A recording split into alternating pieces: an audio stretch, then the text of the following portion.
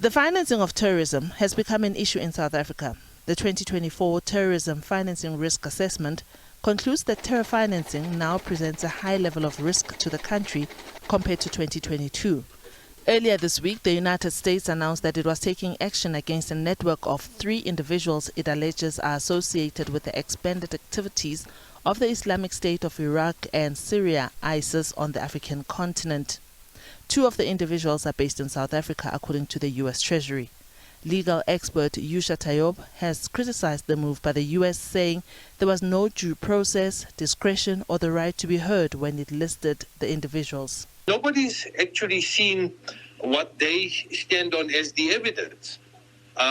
Numerous people have been listed purely because of their intentions. You'll recall that the terrorist at some point held the name of a number of ANC activists who were deemed to be terrorists by the U.S. standard. And the whole world follows the U.S. standard without asking questions. So the issue around it is, one, we've not seen the evidence of these individuals allegedly being involved in what they call ISIS funding. They simply issue a notification. They don't allow the listed people an opportunity to justify their actions or the transactions, or the proof that they have is not challenged. So the issue around the U.S. really is that as God of the world, it simply issues arbitrary decisions and listings without due process. This takes place at a time when the country is working to get off the grey list. On Wednesday, the Financial Sector Conduct Authority said it remained cautiously optimistic about South Africa getting off the grey list next year.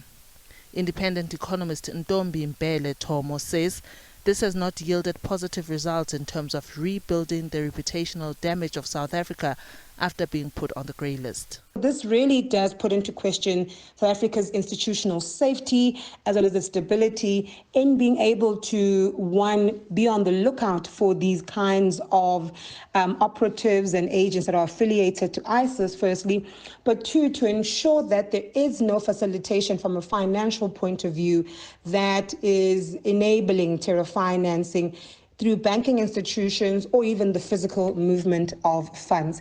So I do think that this is not something that is beneficial for South Africa, as we are looking to move ourselves from the grey listing and be much more vigilant when it comes to our prudential authorities and our ability to have stability when it comes to the management of the flow of funds. Diabosito, SABC News, Johannesburg.